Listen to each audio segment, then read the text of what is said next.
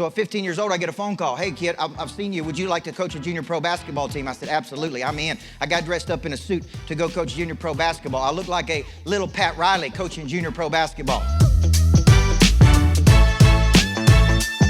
And I was so passionate about coaching, I'm jumping up and down and I'm yelling. I actually got ejected from a junior pro basketball game. 3 technical fouls, and I got a standing ovation on my way out. Not because they liked me, because they didn't like me. There's like, who is this kid? And why is he so passionate? What was I doing? Finding my voice. Finding my voice. So at 18 years old, I became a basketball coach. I made $199.50 per year.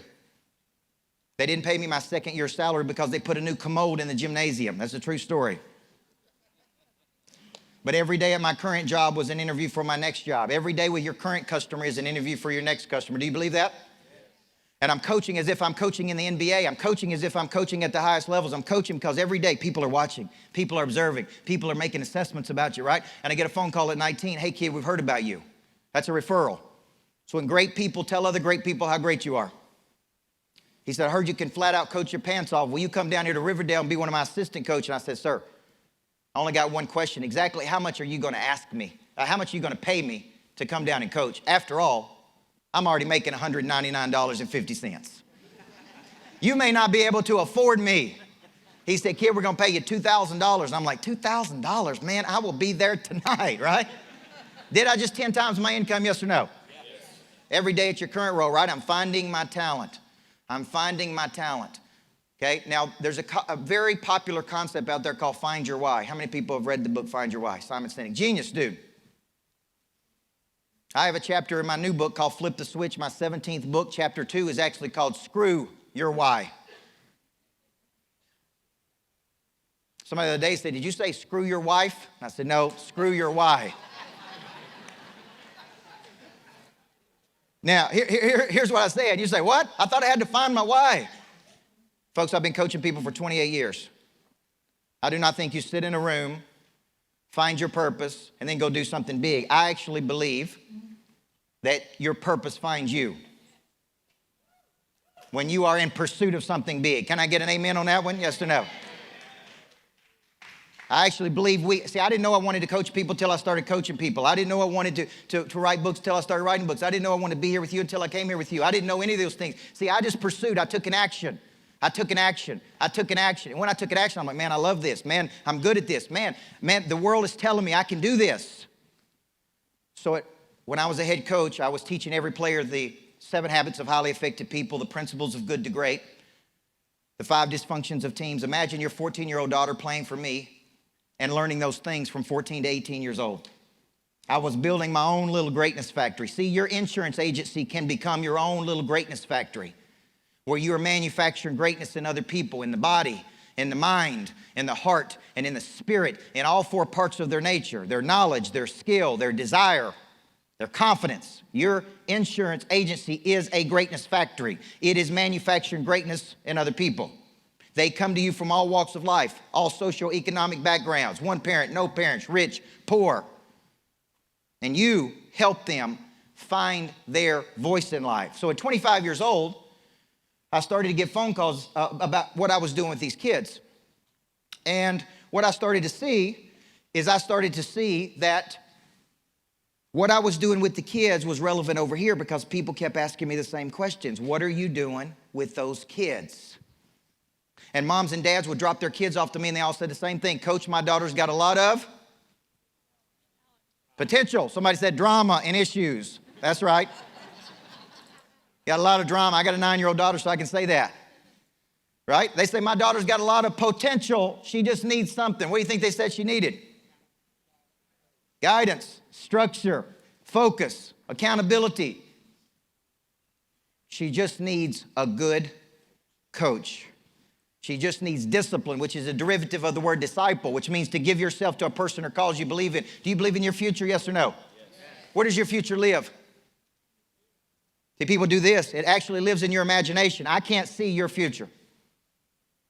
Your husband can't see your future. Your kids can't see your future. Your parents can't see your future. The only person that can see your future is you because it lives in your imagination. You go there in the mind before you go there in the body. Cody went there in the mind. First, 8%, concept, big people, lots of people coming in. We're going to do this. I guarantee you after that first year, Titan Stadium, a few hundred people showed up. The easiest thing that dude could have done was shut it down. Yes or no? But he didn't. What's the number one trait of top performers? They just keep what? They just keep coming. They just keep coming. They just keep coming. I suspect it has a lot to do with these two right here, the parents. They just keep coming. They just keep coming. So at 25 years old, people are asking me, what are you doing with these kids? And I said, man, I ain't got time to explain it. I'm going to sit down. I'm going to write a book about it. So I wrote my first of 17 books, a book called Changing Lives Through Coaching, because I believe a good coach can change your life. So I write this book, and I'm coaching those kids. Man, I love coaching those kids. I'm trying to win a championship. I'm coaching those kids 80 hours a week. I worked 8 hours a day on Sunday. I'd get up and go to church on Sunday morning. I would go straight to my office and work 8 to 10 hours every week for a decade trying to win a championship. I didn't have any friends. I didn't have any kids. I didn't have a wife. I didn't have anything except winning. Tim Grover and I relate very well with each other because we understand the relationship to winning. Sometimes the sacrifice it takes to win. Sometimes what it really takes to play at the highest levels, and many people are not willing to go there. So at 25 years old, I write this book, and I get a phone call one day and say, man, will you come down and speak to our people and motivate our people? That word motivate means to move. The word inspire means to breathe life into. And they said, will you come down and motivate our people? And it was Dell Computers, and I go down to Dell Computers, and I speak for an hour, and I'm like, man, this is good. Thank you guys for having me. Thank you for buying my book. I got to get back to those kids. Man, this was good. And they're like, will you come back? And I'm like, no, I'm not interested. I love the kids. I'm coaching these kids. Man, I got to go back and coach these kids, man, because I'm trying to win a championship. Thank you for buying my book. And we kind of got in a little argument. He's like, dude, we're one of the biggest companies in the world. We want you to come back and coach our people. And I'm like, look, man, I'm not interested because I love these kids and I'm trying to win a championship. Now, thank you. I'm out of here. And then he reached in his pocket and he pulled out a check. And he said, fair enough. Here is your check for motivating our people. And I opened it up, and it was more in an hour than I made in a month. And then I said, surely somebody else will come along and love those kids as much as I do. Like, I love them kids. I love them. I do, Roger. I love them. I love them kids, man. Somebody else will come along and love them too. The truth is, I stayed 6 more years until I built a national championship program that we're going to win 7 of 9 championships. And then I retired from coaching. Yeah. Because I did love them kids. Now, what's the point? This is what I'm trying to drive home right now. At 25, I had a big revelation.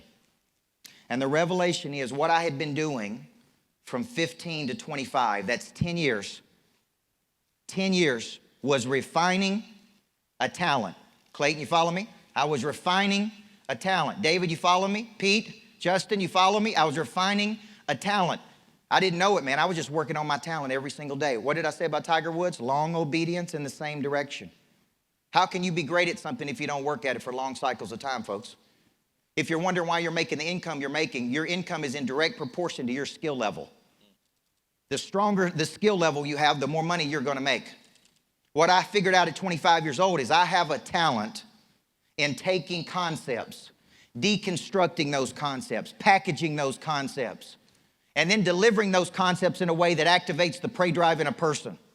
That is my talent. I can't cook. I'm geographically illiterate. I can't fix a car. There's a lot of things I can't do, man. There's a lot of things I'm terrible at. But when it comes to packaging content, that's me. You have a talent. You have an incredible skill that is valuable. You are not selling insurance. You are selling your skill set. And the stronger that skill set is, somebody will write you a larger check to solve that problem. But if you don't know your talent, how can you articulate that talent when you're on the phone? How can you articulate that? See, when you come to me, I can tell you based on my unique past, 28 years of coaching people, based on my unique experiences, based on my unique mentors and educations and breakdowns and breakthroughs, I have a skill that can solve your problem. Money changes hands when problems are solved. The bigger the problem, the more money people will pay to solve that problem. You are not selling insurance, you're solving problems.